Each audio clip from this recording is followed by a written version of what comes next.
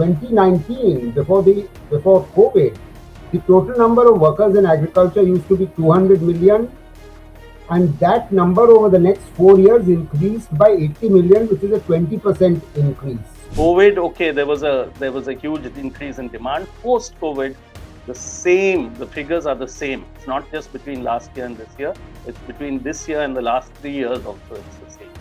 Now we have to understand why they are short of funds. That's the foundational thing, because the government has simply been unable to create non-farm jobs for our population. As a result, what it is doing is it is giving free rations, it is giving cash transfers. And these figures at least are some wake-up call. Actually, this has been going on a long time. One newspaper article that's shown it. As I said, it's been happening the last few months. We knew it would happen. It's not that because VB-GRAMG came into place, although the government said, oh, let it come into place, then you will see. The program has scared me a lot. And let's just hope it scares the rest of the country as well. This is a very unideal situation.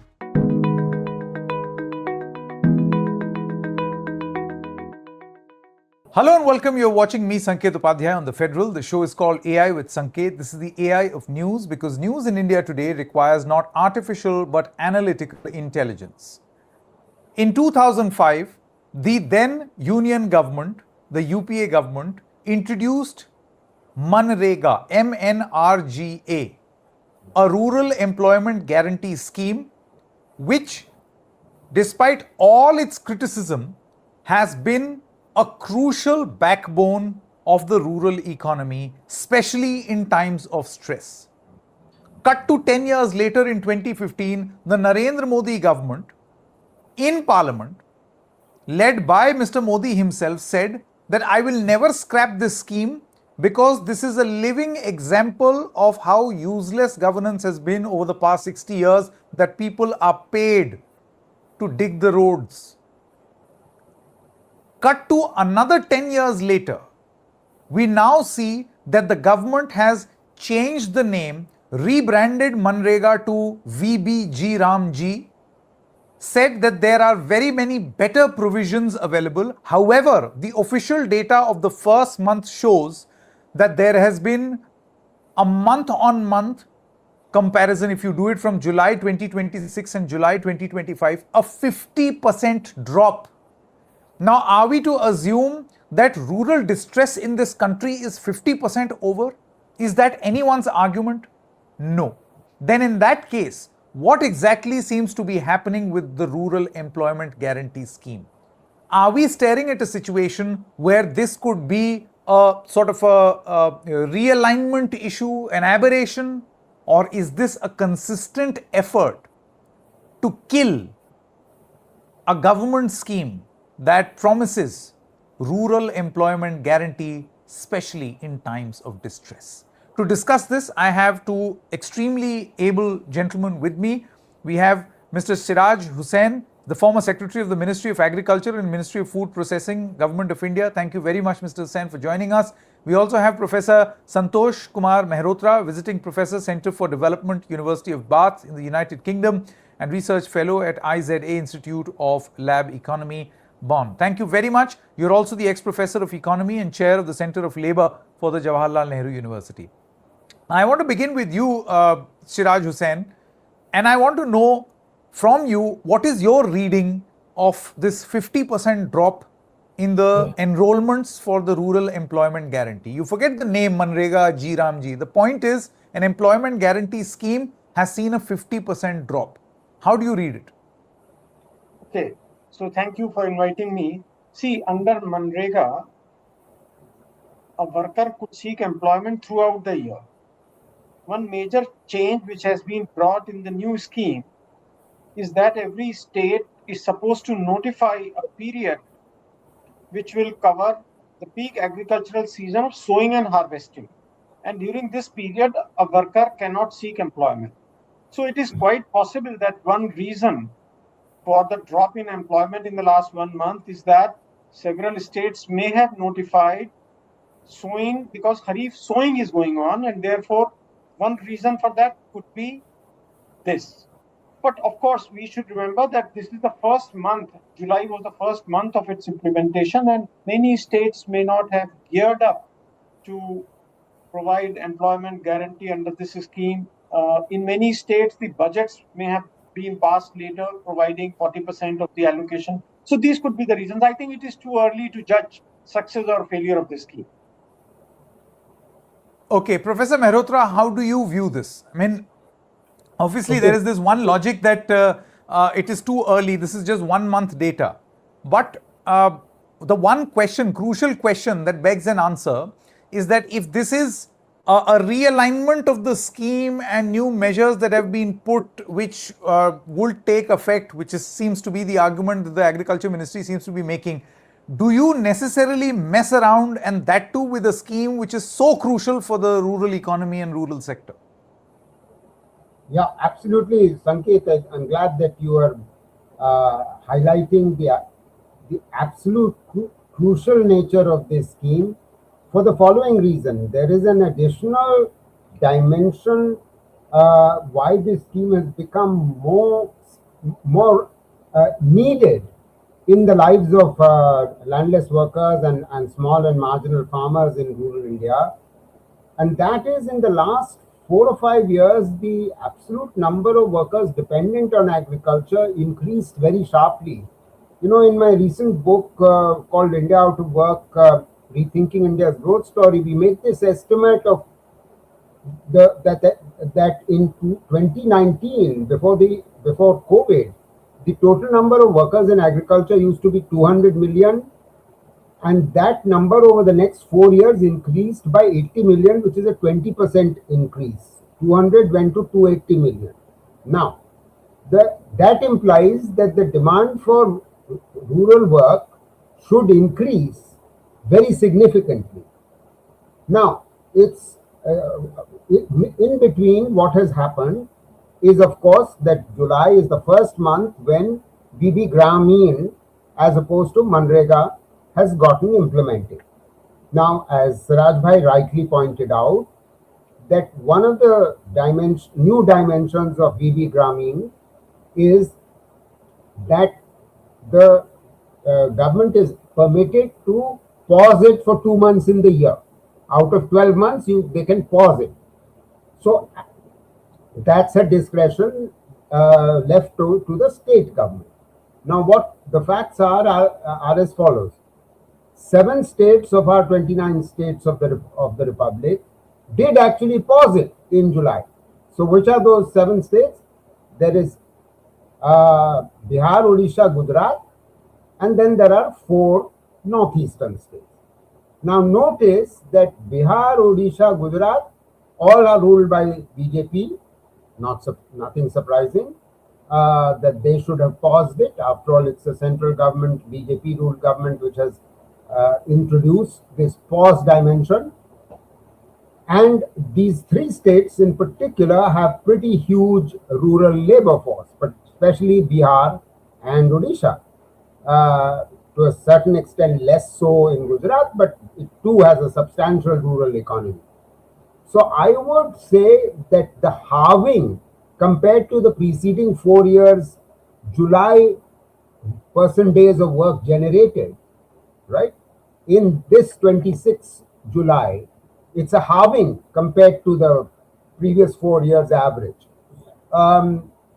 is partly accounted for by the 3 major states actually pausing employment in this season. That's one reason. But it's true that there is the other change that has been brought about by VB-GRAMG, Gramin, compared to Manrega, which is that first it depends how much money is available to be spent, depends on 2 things. One, the allocation, norm-based allocation made by the center. That's one dimension, one factor. The other is the states now have to put in 40% of the funds as opposed to only 10% of the funds for wages as of July of this year. That's the change in the So the ratio has become 60-40 as opposed to 90-10 under Manrega. Now, this obviously puts a bigger burden on the state government. So the state government inevitably are likely to respond by and large by holding back on expenditure in order to reduce their outgo. So my suspicion is that this decline, which is a very sharp decline, which is of halving, is a combination of this administrative financial change in center state in respect of VB-GRAMG, but more predominantly my suspicion is it's accounted for by the pause by three major states. So many other states have actually, some states have actually seen an increase. Andhra has seen an increase, and one other major state has actually seen an increase, which I might be able to identify a little later. So there you are. That's my first Okay. round. Sure. Mr. Siraj Hussain, just coming back to you, you see the number of points that Mr. Mehrotra has listed out are also of critical concern. He says, and this is very much, a subject matter of discourse, that certain rules were changed.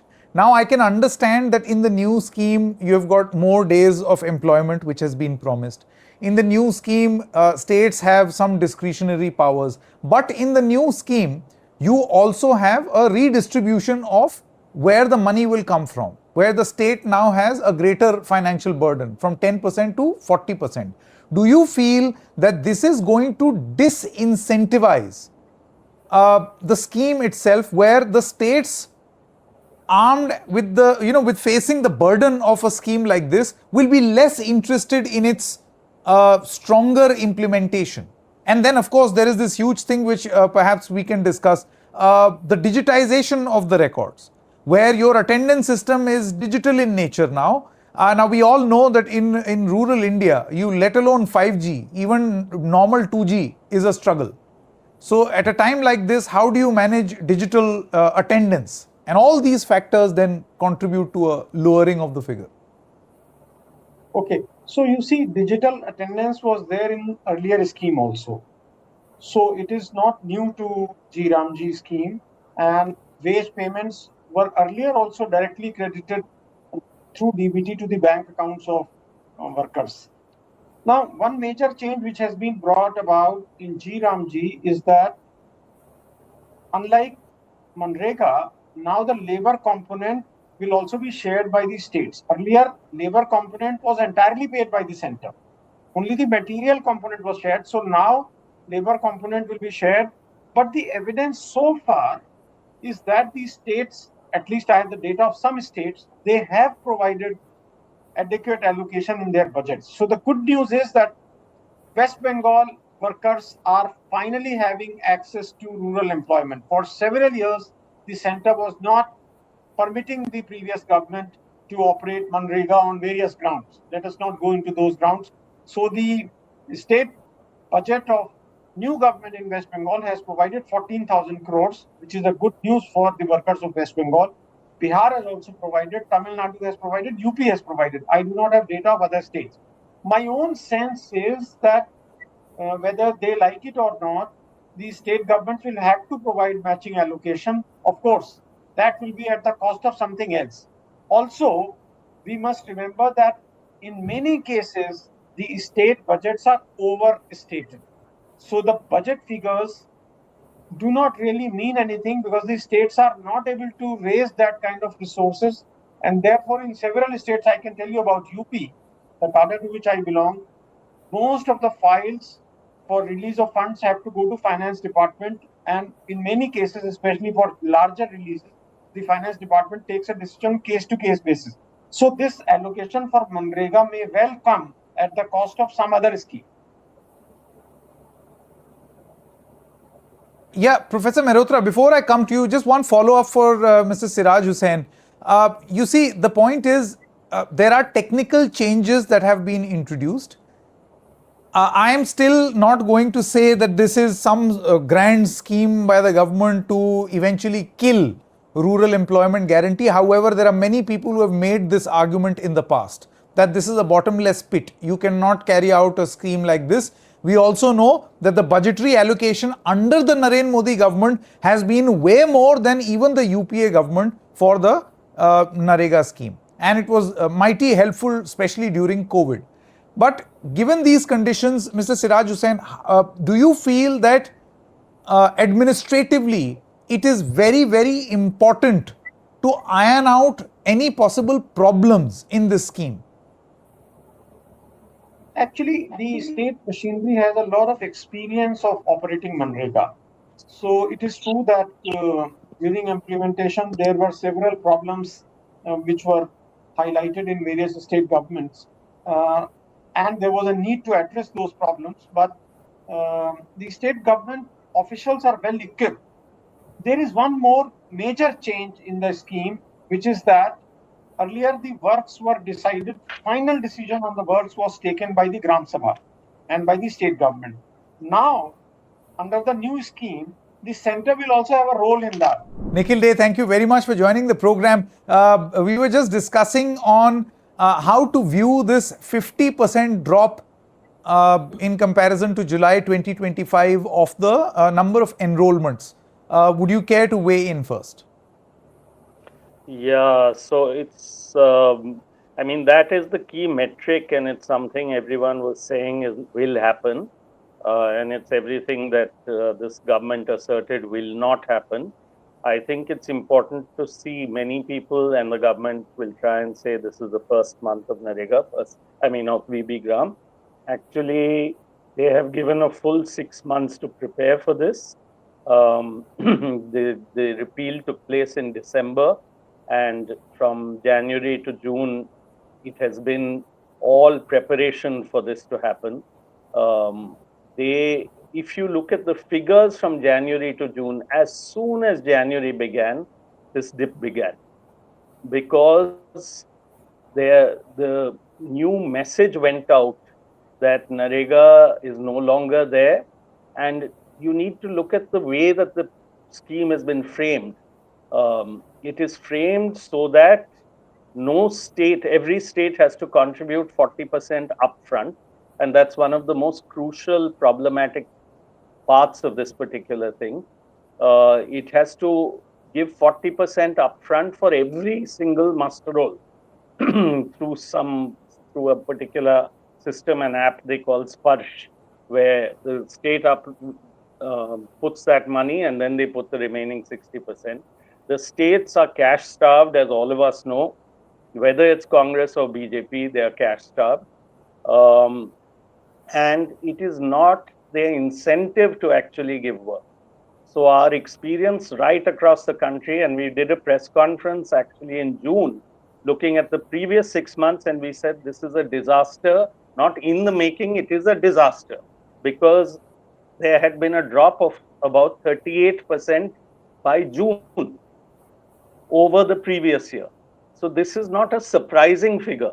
It is only showing that as soon as VB-GRAMG has come in, it is worse. It is worse than before. There is a claim that there are some states in which potentially or possibly the 2-month not doing of works has been brought into place. But actually, we have tried to get those notifications from places. Those notifications are clearly not, we have not been able to get them, and there's a lot of confusion in many states where there is some claim that these notifications are in place, and yet there are certain small places where work is being given.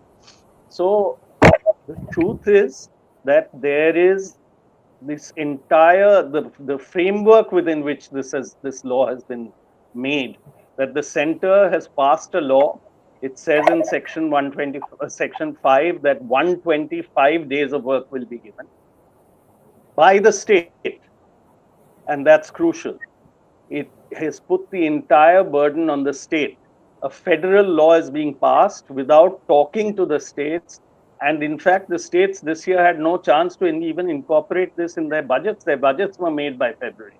So one needs to understand where, yes, it is not that the works are not running, they're running in a very, very perfunctory fashion. People who we have been making complaints, people are going and asking for work, they are not getting dated receipts. All the burdens are put on the state. And Sanket, it's important to understand, and in fact, Sirajji and Santoshji, all of them know that 40% is demanded as per the normative allocation that the center has made. But anything beyond that, and that 40% and 60%, if you add together, will give, we have looked at the averages for active job cards, it will give about 55 days of work. When you are claiming 125, all across the country you're claiming, केवल नाम बदला है और कुछ नहीं बदला है और 125 दिन दे रहे हैं. We are giving more. It's better. It's a much more, we are giving you much more work. The truth is they are not giving work. And this is already shown. Now we are 7 months into the year. Not 7 months into the calendar year, sorry, 4 months into the financial year. And in the financial year, the average will be of a drop over last year of roughly 40% of work generated. So we are in a very, very, there are many other things. I just heard Sirajji talk about one or two things. I haven't heard this whole conversation, but one or two things like planning process. Actually, the center plays a very big role now, whereas earlier it didn't. There are other factors as well, which are the wage rate has been increased this time, but all these things, and they are saying that they've given a 95,000 crore allocation, but that 95,000 crore allocation is dependent on the states giving their share and implementing the law in the spirit of the law. And actually, it is our feeling that the center did not want the states to implement, and the center will eventually say it's the fault of the states or it's the fault of the people. They don't want work. And we know there is a drought across the country. We know unemployment rates are very high. We know women had zero alternative. This was a lifeline for rural women, particularly rural women workers. And we are facing, unemployment. The young people on the streets are talking about one kind of unemployment. This is about the only employment guarantee. It's somewhat imperfect, not somewhat. It had lots of problems. We were continuously bringing up the problems in implementation, but this is by design designed to fail. And the trouble is that this government is all about narrative building. Its narrative building comes from saying, oh, we are giving 125 days. Actually, they are not. It comes from saying that we have given 95,000 crores. Actually, they have not given that 95,000 crores. It depends on the states giving it and giving work. Then that 95,000 crores will be distributed. And you will see at the end of this year how much saving they have made and how much savings the states have made on that sum of money. You will see for yourself. And we can mark that now, and from time to time we should mark this. And the most important metric is actually how much work have you provided. It's an employment guarantee law. Even the new version is an employment guarantee law. How much employment are you giving? And it's not that somehow people have stopped wanting work this year. So this metric of between this year and the last year, and not just this year and the last year, Sanket, look at the last 3 years post-COVID. COVID, okay, there was a huge increase in demand. Post-COVID, the figures are the same. It's not just between last year and this year. It's between this year and the last 3 years also, it's the same.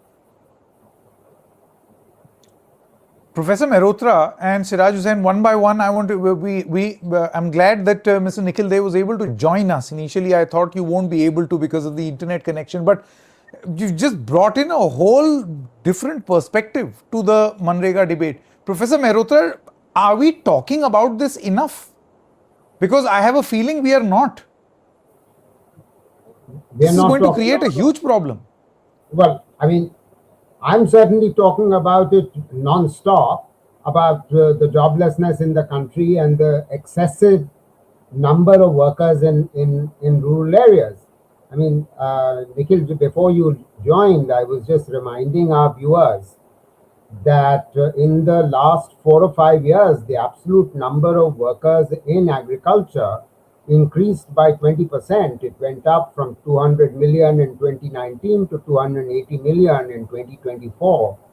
And our estimate using the PLFS of 2025 tells us that there is a slight decline from 280 million to 265, but that's neither here nor there, because it's still, way above what it was in before COVID began.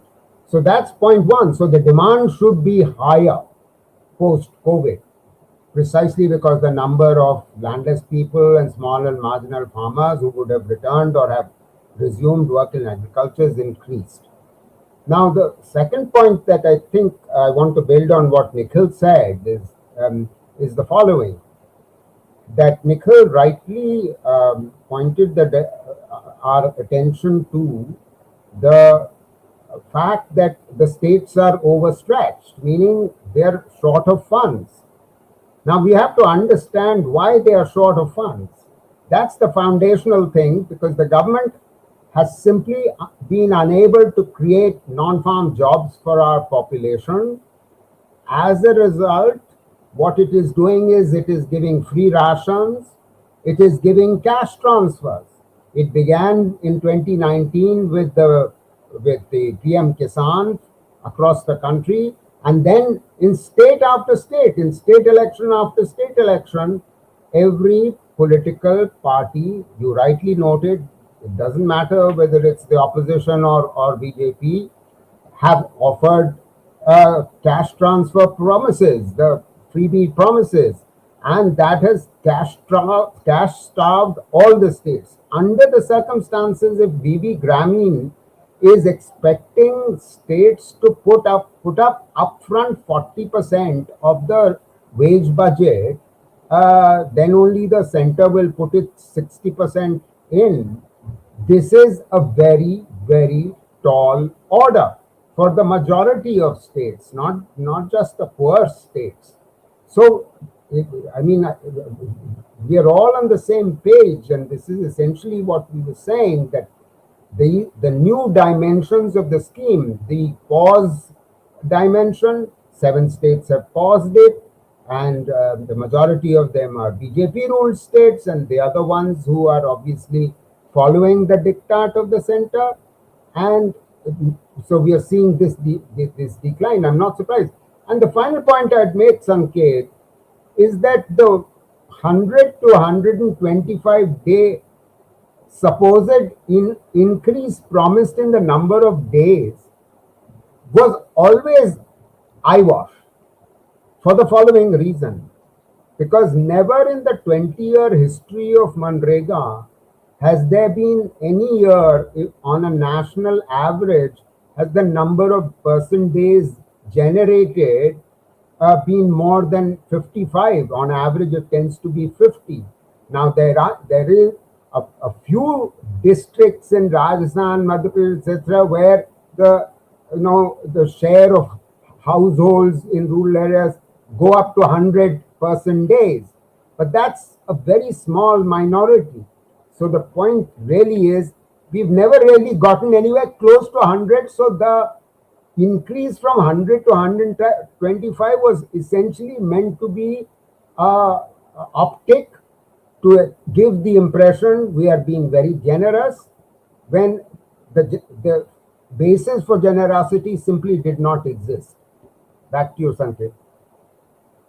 Siraj Hussain, just quickly coming back to you, on the basis of what Nikhil Dey and Professor Mehrotra are saying, do you feel that there will be an argument, a very strong one, that this is engineered to go wrong or falter, presented as an improvement, but engineered to introduce anomalies in a scheme, to drift it away from its intended purpose, and in a way create or exploit the weak points? For instance, the point that Nikhil Dey made about states and their payments. We know how stressed state budgets are. So when they will not be able to foot their bill, the center won't. and the sole purpose of an employment guarantee scheme will not be achieved, which is guaranteeing the employment? See, we have to wait for all the states to present their budgets. But as I mentioned earlier, West Bengal has provided 14,000 crores, which means it has provided more than its share to take care of the previous year's arrears. But I would like to say something connected to this. This is not the first time that the present government has increased the state share. In 2015-16, while I was still in the government, that was the first year of this government. A general order was passed, Professor Mehrotra and Mr. Nikhil Dey, increasing the share of the states to 50% in all the schemes. So in several schemes, RKVY, for example, the center's share was 90%. At that time, it was reduced to 50%.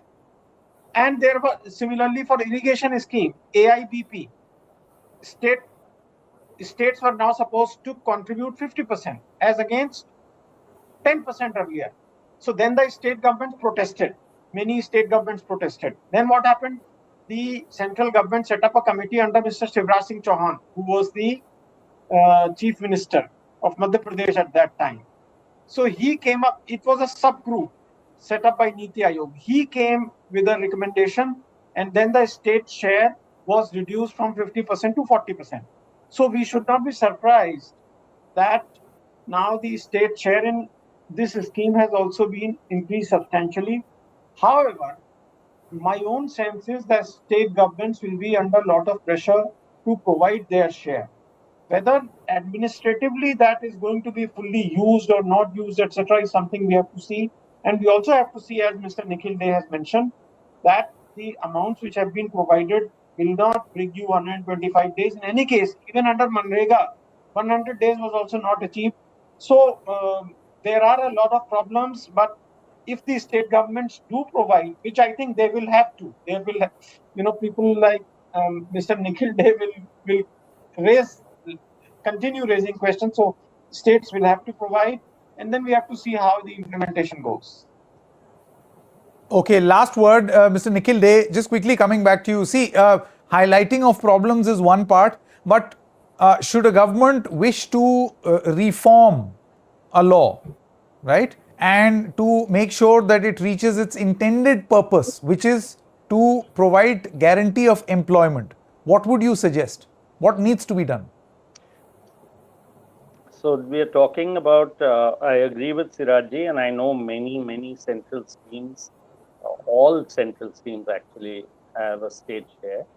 Narega specifically did not, because it was a law. And Sirajji will know and Santoshji will know, actually, the Constitution of India, Sanket, Article 258 says that if the center passes a law that the state has to implement, which it has to, if there's a federal law, then any financial liability will have to be borne by the center unless it draws agreement from the states. Now, I agree, people like us will agitate and say that people want work, whether you're state or whether you're center, there's a law, you please provide the money.